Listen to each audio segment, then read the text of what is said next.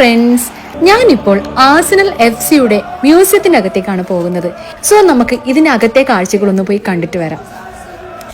Not a full 1 hour video, like more like smaller segments. Okay. For the videos, but okay, thank you. You're good to go. Okay. Enjoy. Yeah. മ്യൂസിയത്തിനകത്ത് കയറുമ്പോൾ തന്നെ പല ക്ലബ്ബുകളുടെയും ഫ്ലാഗുകൾ തൂക്കിയിട്ടുണ്ട്.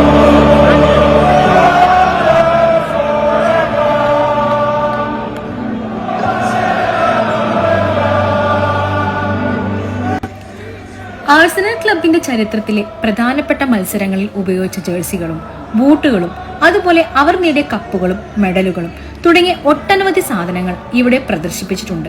കൂടാതെ Arsenal താരങ്ങളുടെ ഓർമ്മകൾ ഉണർത്തുന്ന ഒരുപാട് കാര്യങ്ങളും ഇവിടെയുണ്ട്.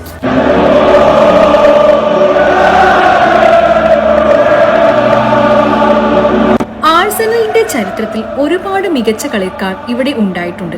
അവരിൽ പ്രധാനപ്പെട്ട ചിലരാണ് Thierry Henry, Dennis Bergkamp, Tony Adams, Patrick Vieira, David Seaman എന്നിവർ.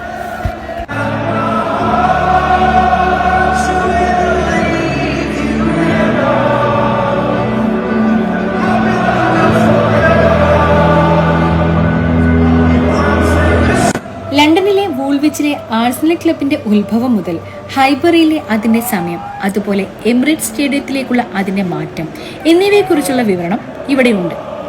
1971 ടോട്ടൻഹാമിനെതിരായ FA കപ്പ് ഫൈനൽ നേടിയ വിജയത്തിന്റെ പന്തും പൂട്ടുകളും, 2004 പ്രീമിയർ ലീഗ് കിരീടം നേടിയതിന്റെ ജേഴ്സിയും മെഡലുകളും കൂടാതെ 1989 ലിവർപൂളിനെതിരെ നേടിയ വിജയത്തിന്റെ പന്തും ബൂട്ടുകളും ഇവിടെ പ്രദർശിപ്പിച്ചിട്ടുണ്ട്.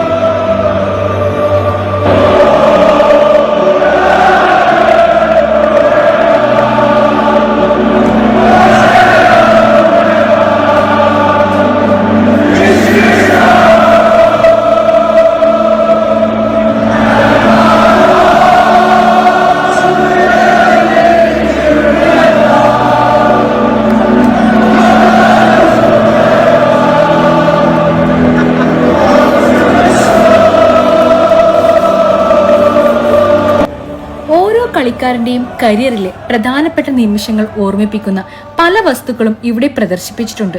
അതിൽ പ്രധാനപ്പെട്ടവയാണ് തിയറി ഹെൻറിയുടെ ഷൂസും ജേഴ്സിയും, ഡെന്നിസ് ബെർക്കാമിന്റെ മെഡലുകളും ഫോട്ടോകളുമൊക്കെ. അതുപോലെ ആഴ്സണലിന്റെ ചരിത്രത്തിലെ പ്രധാനപ്പെട്ട മത്സരങ്ങളിൽ ഉപയോഗിച്ച പന്തുകളും അവർ നേടിയ കപ്പുകളും മെഡലുകളും ഇവിടെ കാണും.